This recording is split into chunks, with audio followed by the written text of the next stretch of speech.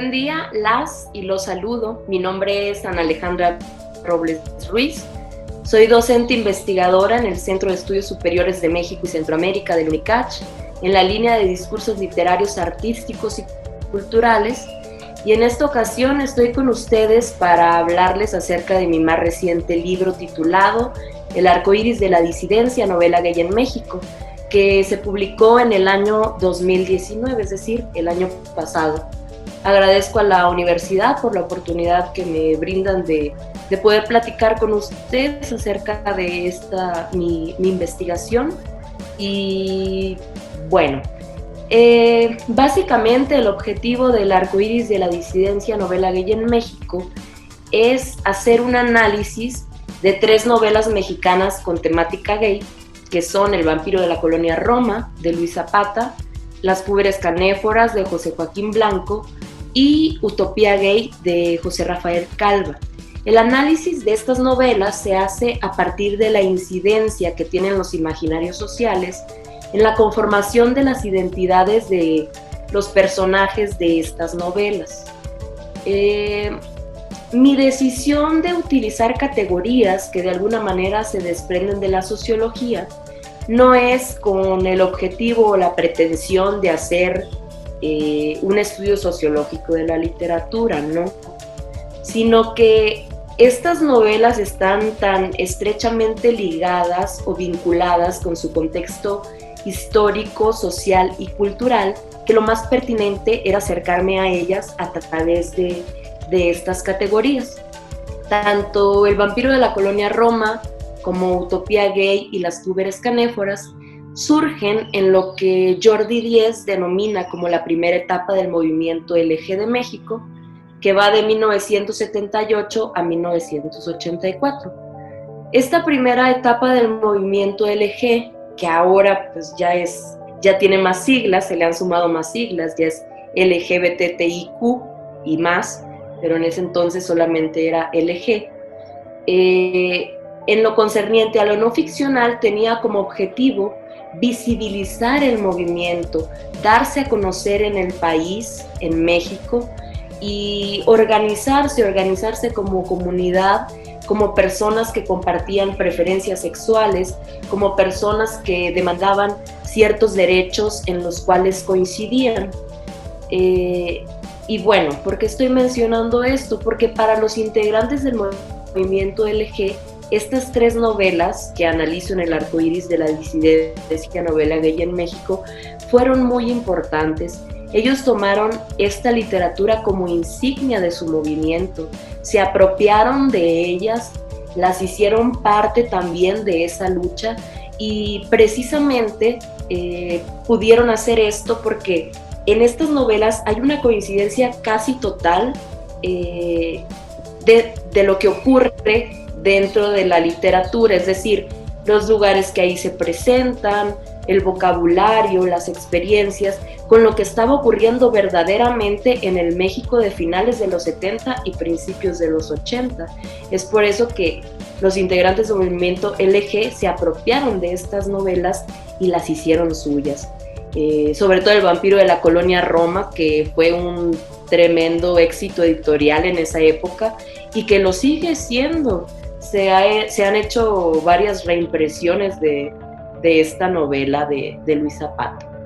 Ya entrando un poco en detalles de la investigación, pues los autores de las 3 novelas construyen un México ficcional binario, es decir, un México que se conduce a partir de 2 polos, el masculino y el femenino. A partir de esto, construyen también una realidad mexicana que es predominantemente machista, misógina, androcéntrica, patriarcal, homófoba, que no dista tampoco mucho de la realidad mexicana de la época, de finales de los 70 y principios de los 80. Y a partir de esto, pues es que los personajes de estas novelas son sujetos a quienes se les discrimina y a quienes se les violenta, que son violentados. ¿Por qué? Por emparentarse pues con este lado del binomio masculino-femenino, que es el de la mujer, ¿no? no en el sentido fisiológico, como dice Bourdieu, sino en el sentido de que hay una coincidencia entre homosexuales y mujeres en sus prácticas sexuales pasivas. Bueno, esto por un lado. En las novelas podemos ver esta discriminación y esta violencia, por ejemplo, en El vampiro de la colonia Roma, cuando varios homosexuales están en una fiesta y son atacados por la policía y se les trata con violencia y se les trata pues no con base en los derechos que cualquier ciudadano debería tener. O también vemos en las tres novelas cómo estos personajes son condenados a la clandestinidad, a vivir en lo privado, en la oscuridad, y solamente ahí poder ser libres, poder ser felices.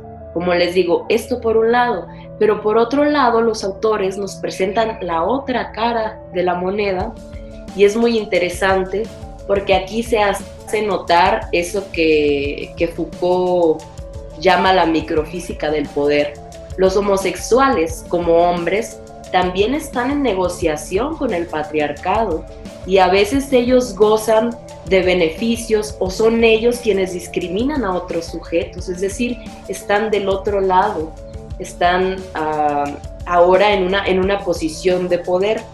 ¿Y qué se desprende de esto? Por ejemplo, en Utopía Gay, los personajes principales, que son Carlos y Adrián, constantemente están hablando mal de las mujeres o tratando mal a las mujeres. Son misóginos a pesar de ser homosexuales y a pesar de que ellos también viven un cierto tipo de discriminación. En Las púberes canéforas vemos que la sexualidad está atravesada por otros elementos como lo pueden ser la clase o la etnia. No es lo mismo Ignacio, que es un homosexual indígena, a la gorda, que es un homosexual de clase media y que tiene poder. O también podemos ver cómo dentro del mismo grupo de los homosexuales hay jerarquías. Por un lado están los homosexuales serios y las locas. Las locas son estos personajes que son homosexuales, pero que son más femeninos. Entonces se les discrimina por eso, por acercarse más a las mujeres o al rol de la mujer. ¿Por qué elijo estas tres novelas y no otras? Actualmente, y afortunadamente lo digo, ya hay más producción con esta temática gay, también temática lésbica, temática queer. No obstante, es a partir de estas tres novelas que se reconoce un género en la literatura que se llama literatura gay u homosexual. Esto no quiere decir que antes no hubieran aparecido personajes homosexuales en la literatura. Hay una lista en donde podemos comprobar que sí los hubo, que sí había personajes homosexuales, solo que a estos personajes no se les daba la importancia que se les da en la literatura ya llamada literatura gay. Simplemente se veían como personajes secundarios, como personajes circunstanciales, o se utilizaban con el pretexto de ridiculizar la homosexualidad. Ya con El vampiro de la colonia Roma, Utopía Gay y Las púberes canéforas es que podemos escuchar a los personajes homosexuales como protagonistas de sus propias historias. Ellos nos hablan a partir de lo que viven, de lo que sienten, y los autores les conceden la voz. Es por eso que me pareció importante iniciar esta revisión de la literatura homosexual con estas tres novelas. Claro que mi deseo es continuar esta investigación y revisar toda la producción narrativa mexicana con esta temática, pero bueno, esos son mis planes a futuro. Pero por eso es que es tan importante revisar estas tres novelas. Son las tres novelas pioneras de la literatura gay mexicana. Y bueno, un poco creo ya para ir como cerrando esto, es a partir de esta investigación que podemos decir que que tanto las identidades como las sexualidades disidentes son un fenómeno muy complejo, son un fenómeno muy rico que no se agota en esta investigación, que no se agota en esta literatura, pero que la literatura de temática homosexual nos permite y tiene el potencial de presentarnos estos fenómenos con todos sus matices. También por esto decidí ponerle de título a mi investigación El arco iris de la disidencia, porque a partir de estas 3 novelas podemos ver que las sexualidades disidentes son muy distintas, pueden variar de una época a otra, pueden variar de una clase a otra, de un personaje a otro, y eso es lo rico, ¿no? La oportunidad que tenemos de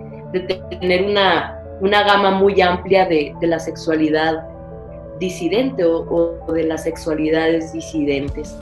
Y bueno, creo también que esta literatura de temática homosexual nos hace o nos lleva a ser reflexivos y críticos y a cuestionarnos sobre los paradigmas erótico-afectivos de nuestra época, a cuestionarnos también acerca de lo que se nos ha enseñado que es normal o lo que es natural.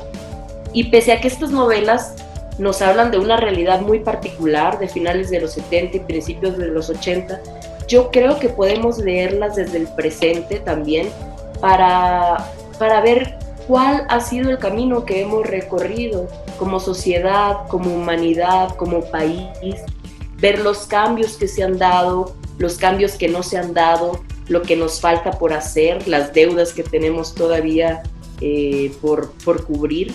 Y bueno, y también hay que ver como el carácter que tienen estos textos, que son textos muy entretenidos, a partir de los cuales los lectores podemos gozar de la literatura, ¿no? De esta literatura, de esta temática que se aborda aquí.